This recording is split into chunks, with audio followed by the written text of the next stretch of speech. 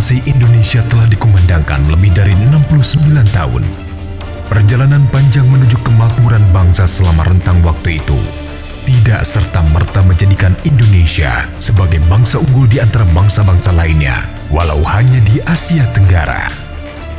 Meski potensi kekayaan alam Indonesia, dari mulai iklim, mineral, flora dan fauna yang sangat berlimpah untuk menjadi modal memakmurkan bangsa ini. Ada 3 penyebabnya. Pertama katanya ada karena kesempatan. Banyak kesempatan yang itu memang didesain atau kadang-kadang peraturan kita juga tumpang tindih segala macam. Sistem kita juga yang kadang-kadang juga mendorong untuk terjadi demikian. Kemudian yang kedua itu adalah yang disebut dengan pressure, tekanan. Tekanan-tekanan ini ada yang dari dalam karena memang keinginan dia untuk terlihat hebat, terlihat segala macam, tapi secara profil sebetulnya dia tidak mampu untuk itu. Ini yang ini. Kemudian yang berikutnya tekanan dari pihak luar. Ini yang kadang-kadang atau seringkali mereka walaupun tadinya memiliki pengetahuan yang banyak, memiliki kesadaran yang banyak, begitu berhadapan dengan tekanan yang seperti ini dia tidak mampu. Ini yang banyak dialami oleh para pegawai negeri kita. Tekanan dari atasan, tekanan dari politik. Orang yang hebat adalah mereka-mereka yang mampu menahan tekanan tersebut.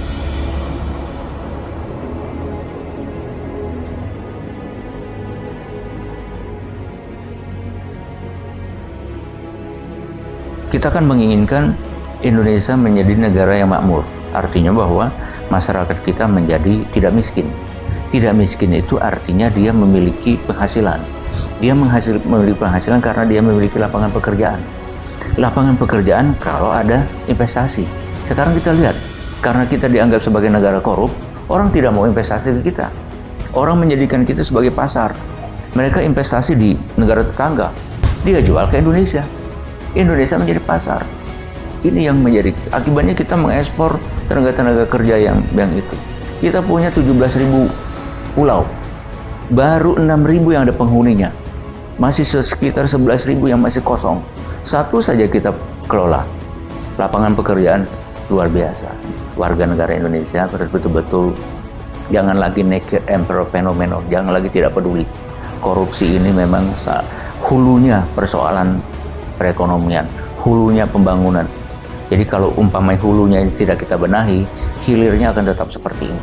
Karena korupsi ini sesuatu hal yang konsil, sesuatu yang tertutup, tersembunyi. Dan itu biasanya berjamaah. Dan kadang-kadang itu kejadiannya itu satu kronologis yang panjang orang melakukan korupsi. Tidak bisa langsung tiba-tiba dia melakukan korupsi, nggak bisa tuh. Tahapan, sampai di sini. Nah, penegak hukum harus mampu untuk ini. Dan kita Indonesia harus mampu menghentikan kronologis yang ini. Harus mampu tuh, begitu dia sebelum sampai di sini sudah dipotong. Itu sistem yang harus dibangun oleh negara.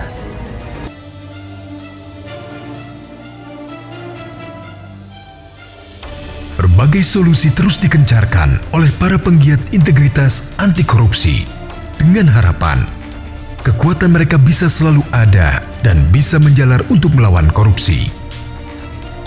Solusi dasar pun kembali ke titik awal kita merdeka, di mana para pendahulu bangsa berintegritas menjadikan integritas sebagai naungan untuk pondasi dan pilar bangsa Indonesia.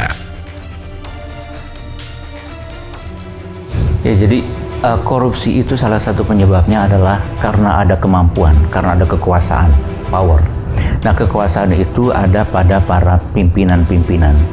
Jadi oleh karena itulah maka para pimpinan-pimpinan ini harus dipilih dengan cara yang baik-baik. Harus kita pilih yang betul-betul yang jujur, yang berintegritas. Artinya apa berintegritas? Artinya antara apa yang dia pikirkan, apa yang dia lakukan, dengan apa yang dia perintahkan itu sama.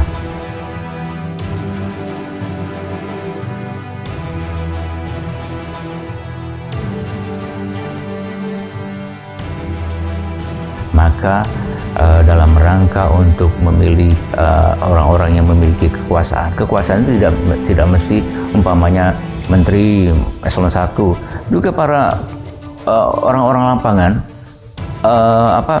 pegawai yang menerima orang untuk mendapatkan pelayanan publik di front office itu juga memiliki kekuasaan. Polisi yang di jalanan itu kekuasaannya lebih besar sekali itu. Nah, kekuasaan ini apabila tidak didasari dengan integritas yang tinggi, itu akan mudah dilakukan penyelewengan, penyimpangan atau yang disebut dengan abuse of power. Begitu sudah terjadi abuse of power, terjadilah yang namanya korupsi.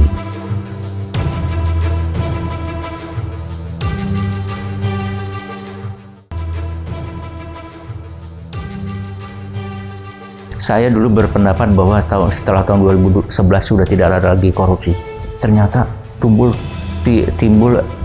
generasi muda korupsi. Kita menginginkan para pegawai-pegawai kita itu yang memiliki hati yang bersih, yang betul-betul, dan dia akan mengikuti itu. Dia jangan mau terintervensi dengan otaknya dan dengan inderanya. Dia harus betul-betul menyuarakan itu dimanapun dan kapanpun. Kalau kita di dalam setiap organisasi ada orang-orang yang seperti ini, yang akan menjadi embrio yang kita sebut dengan tunas integritas. Dia akan mewarnai di sekelilingnya. Dia akan yang melawan yang disebut dengan toxic employment itu, orang-orang yang menjadi racun. Nah, dia yang akan melawan ini. Ini yang kita butuhkan. Penyelenggara negara atau pemerintah itu kan bukan owner, bukan pemilik negara ini. Mereka itu hanya manajemen, hanya yang disuruh, yang diminta untuk menjalankan. Pemiliknya adalah seluruh rakyat. Nah, dalam rangka untuk menjalankan ini, dia harus mendapatkan kepercayaan. Nah, oleh karena itulah, maka dia harus menjalankan segala sesuatunya itu kongruen atau sejalan dengan apa yang diharapkan oleh masyarakat sebagai pemilik. Dia harus bekerja sama, baik itu dengan instansi lainnya, dengan NGO, dengan mahasiswa, termasuk dengan media.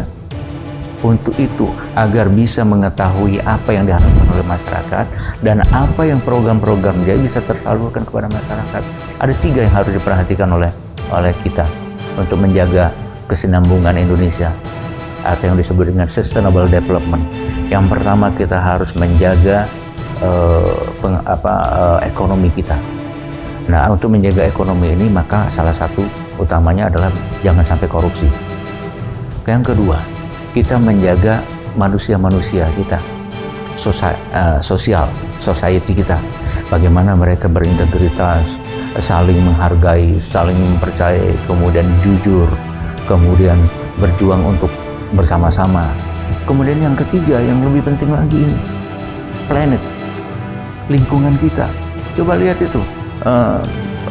Selama beberapa tahun yang lalu gitu ya, bagaimana hutan kita dihabis gitu. Kayu-kayu kita dijual ke luar negeri, kemudian ditinggalkan seperti itu saja. Kalau umpamanya ini kita biarkan tebang terus hutan-hutan kita untuk kenikmatan sesaat, sustainable of Indonesia itu bisa terpengaruh. Jadi itu 3 itu yang harus betul-betul diperhatikan, bukan hanya oleh para pegawai yang biasa, juga para pemimpin kita. Ini harus kita jaga bersama-sama untuk sustainable Indonesia.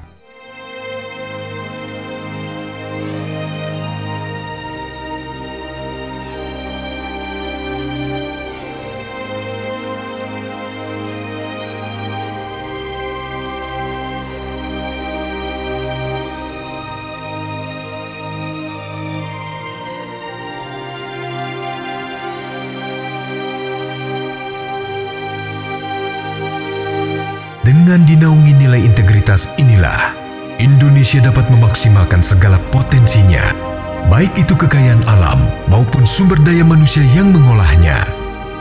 Masyarakat dan pemerintah berjalan harmonis, mewujudkan Indonesia yang seutuhnya, sehingga dapat menjadi sebuah bangsa dan negara yang tidak hanya bersaing, tetapi dapat mengungguli dan menjadi panutan bagi bangsa dan negara lain di muka bumi ini.